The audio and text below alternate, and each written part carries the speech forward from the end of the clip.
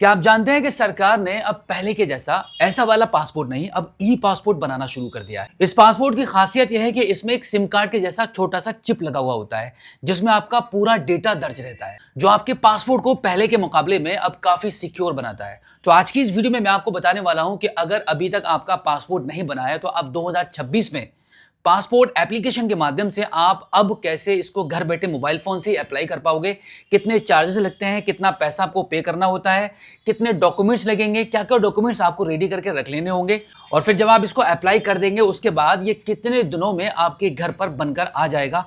Complete process बता रहा हूं, वीडियो बहुत काम की होने वाली है, तो लास्ट तक जरूर देखना। जितने आसान तरीके से इस वीडियो में मैंने पासपोर्ट को अप्लाई करने का समझा दिया है, ऐसा आसान और इजी तरीका आपको कहीं देखने को नहीं मिलेगा। तो अब इस ई पासपोर्ट को आपके मोबाइल फोन से ही अप्लाई करने के लिए आप अपने मोबाइल फोन के प्ले स्टोर से पासपोर्ट सेवा के इस एप्लीकेशन को यहां से इंस्टॉल करके ओपन करेंगे। ओपन करने के बाद कुछ इस प्रकार से पासपोर्ट सेवा का ये एप्लीकेशन आपके मोबाइल फोन के स्क्रीन पर ओपन हो जाएगा, जहां पे आपको सबसे पहला वाला जो ऑप्शन मिल रहा है अप्लाई फॉर पासपोर्ट सर्विस, इस पर आप क्लिक कर दीजिए। इस पर क्लिक करने के बाद अब यहाँ से आगे बढ़ने के लिए आपको सबसे पहले लॉगिन करना होता है। अब देखो, अगर आप पहली बार इस एप्लीकेशन पर आ रहे हैं तो आपको सबसे पहले अपना एक अकाउंट बनाना होगा। उसके लिए साइन अप वाले ऑप्शन पर आप यहाँ पे क्लिक कर देंगे। यहाँ पर क्लिक करने के बाद सबसे पहले आप यहाँ पे अपना पासपोर्ट ऑफिस चूज करेंगे। उसके बाद यहाँ पर आप अपना फुल नेम एंटर कर देंगे। यहाँ पर आपकी ईमेल आईडी एंटर करेंगे। अब आपकी इसी ईमेल आईडी को अगर आप अपनी यूजर आईडी बनाना चाहते हैं तो आप यस वाले ऑप्शन पर टिक कर देंगे।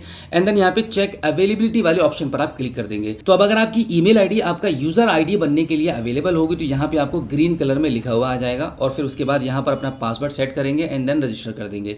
इसके बाद आपकी ईमेल आईडी पर एक ओटीपी चला जाएगा। उस ओटीपी को आगे एंटर करके सबमिट करेंगे तो फाइनली यहाँ से आपका ऐसे रजिस्ट्रेशन हो जाता है। उसके बाद वापस इसी लॉगिन वाले पेज पर आने के बाद यहाँ पर आपकी लॉगिन आईडी एंटर करेंगे और कंटिन्यू कर देंगे। अब इसके बाद पासवर्ड या ओटीपी के माध्यम से इसको लॉगिन कर लेंगे। अब इसके बाद एक फ्रेश पासपोर्ट को अप्लाई करने के लिए चेक नाउ वाले बटन पर क्लिक करेंगे। अब यहाँ पे स्किप फॉर नाउ वाले ऑप्शन पर आप क्लिक कर देंगे। अब इसको यहाँ से नेक्स्ट करेंगे। अब यहाँ पर फ्रेश पासपोर्ट को चूज करेंगे। यहाँ पे नॉर्मल वाले ऑप्शन को चूज कर लेंगे एंड देन यहाँ पे 36 पेजेस वाले ऑप्शन को चूज करेंगे and then save and next वाले ऑप्शन पर क्लिक कर देंगे। अब यहाँ पे सबसे पहले आपका नेम एंटर करेंगे। यहाँ पे सरनेम एंटर कर देंगे, जेंडर चूज करेंगे। इसके बाद यहाँ पे नो करेंगे एंड देन यहाँ पर भी नो कर देंगे। अब यहाँ पर इस कैलेंडर को ओपन करके आपकी डेट ऑफ बर्थ चूज कर लेंगे। इसके बाद इस वाले ऑप्शन पर यहाँ पर इसको नो कर देंगे एंड देन अब यहाँ पर प्लेस ऑफ बर्थ एंटर करेंगे। यहाँ पे आपका स्टेट चूज कर लेंगे, डिस्ट्रिक्ट चूज करेंगे, मैरिटल स्टेटस चूज करेंगे। अब इसके बाद सिटीजनशिप ऑफ इंडिया में यहाँ पे बर्थ वाले ऑप्शन को चूज करेंगे।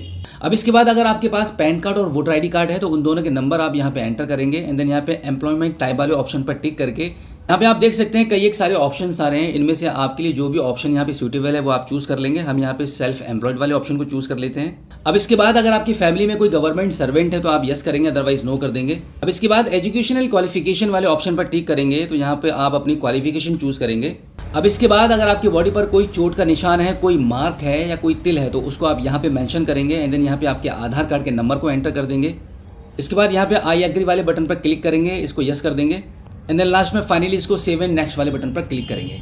अब आप थर्ड स्टेप पर आ जाएंगे जहां पर आपको आपकी फैमिली की डिटेल्स एंटर करनी होती है, जिसमें सबसे पहले आपका फादर नेम एंटर करेंगे, यहाँ पे सरनेम एंटर करेंगे, ऐसे ही यहाँ पे मदर नेम एंटर कर देंगे, यहाँ पे सरनेम एंटर करेंगे एंड देन इसके बाद यहाँ पर आपकी स्पाउस नेम एंटर करेंगे एंड देन अगर कोई सरनेम है तो आप यहाँ पे सरनेम ही एंटर करेंगे और फाइनली इसको सेव एंड नेक्स्ट वाले बटन पर क्लिक कर देंगे। अब आप फोर्थ स्टेप पर आ जाएंगे जहां पर आपको आपकी एड्रेस डिटेल फिल करनी होती है, जिसमें सबसे पहले आप यहाँ पे यस वाले बटन पर टिक करेंगे एंड देन आधार कार्ड के मुताबिक यहाँ पर आपका complete address area pin code number के साथ यहाँ पे मेंशन करेंगे। साथ ही साथ में यहाँ पर आपका mobile number, email ID enter कर देंगे and then save and next वाले बटन पर क्लिक करेंगे। अब आप इसको ओके कर दीजिए। ओके करने के बाद स्टेप नंबर 5 पर आपको आपकी इमरजेंसी कॉन्टैक्ट डिटेल्स फिल करनी होती हैं, जिसमें आप अपनी फैमिली का किसी का भी नाम और एड्रेस एंटर करेंगे यहाँ पे एंड देन यहाँ पर उनका मोबाइल नंबर एंटर कर देंगे, ईमेल आईडी एंटर करेंगे एंड सेव एंड नेक्स्ट वाले बटन पर क्लिक कर देंगे। अब इसके बाद स्टेप नंबर 6 में आपसे आपके प्रीवियस पासपोर्ट के बारे में पूछा जा रहा है, तो यहाँ पे आप सबसे पहले नो करेंगे, यहाँ पर भी नो कर देंगे।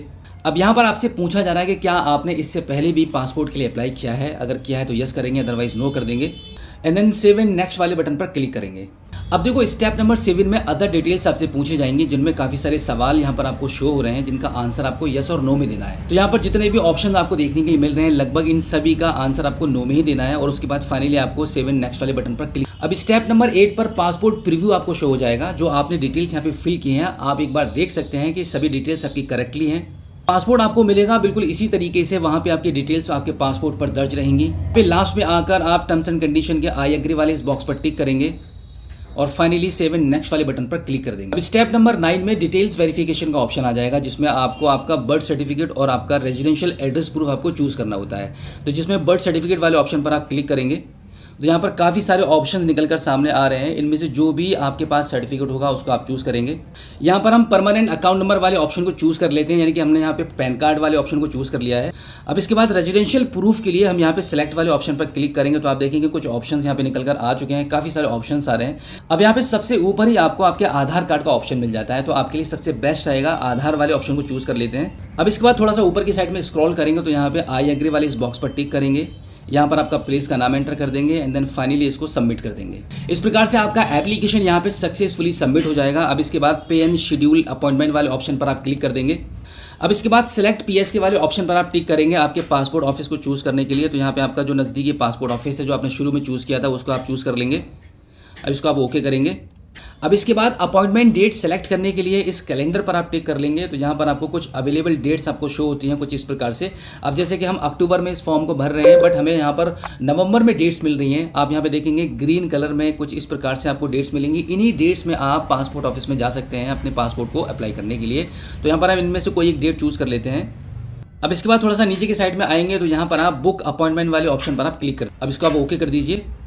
अब यहाँ पर आपके मोबाइल फ़ोन की स्क्रीन पर आपकी फ़ी लिखी हुई आ जाएगी कि आपको इस पासपोर्ट के अप्लाई करने के लिए कितनी पेमेंट आपको करनी है। अब यहाँ पर आप पे नाउ वाले ऑप्शन पर आप क्लिक करेंगे। अब आप पेमेंट गेटवे के पेज पर आ जाएंगे जहाँ पर आपको पेमेंट करने के लिए काफ़ी सारे मल्टीपल ऑप्शंस मिल जाते हैं, जिसमें से सबसे ईजी रहेगा यूपीआई वाला ऑप्शन। तो यहाँ पर हम यूपीआई वाले ऑप्शन को चूज़ कर लेते हैं। अब यहाँ पर आप देखेंगे आपकी ये 1500 रुपये की पेमेंट करने के लिए आप यहाँ पे QR कोड वाले ऑप्शन पर टिक करेंगे और आप देखेंगे यहाँ पे आपके मोबाइल फ़ोन की स्क्रीन पर ये QR कोड जनरेट हो चुका है। अब आप अपने किसी भी यूपीआई एप्लीकेशन से इस QR कोड को स्कैन करके पेमेंट कर देंगे। पेमेंट जैसे ही आपकी डन हो जाएगी तो आप देखेंगे कुछ इस प्रकार से आपके मोबाइल फ़ोन की स्क्रीन पर आपका अपॉइंटमेंट लेटर निकल कर सामने आ जाएगा। तो बिल्कुल इसी प्रकार से इतने ही आसान तरीके से आप अपने मोबाइल फोन के माध्यम से ही अपने पासपोर्ट को बनवाने के लिए खुद से ही अप्लाई कर पाओगे। उम्मीद करता हूं कि आज की इस वीडियो में जो जानकारी मैंने आपको दी है पासपोर्ट को अप्लाई करने का जो प्रॉपर तरीका मैंने आपको बताया है, आई होप आप काफ़ी अच्छे से इसको समझ गए होंगे। अगर अभी भी आपका कोई सवाल है, कोई परेशानी आपको आ रही है पासपोर्ट को अप्लाई करने में, तो इस वीडियो के कमेंट में आप हमें लिखकर जरूर बताइएगा। तो फिलहाल आज की इस वीडियो में इतना ही। मिलते हैं आपसे किसी और एक अगली वीडियो में एक नई जानकारी के साथ, एक नई अपडेट के साथ और एक नए जोश के साथ। तब तक के लिए जय हिंद।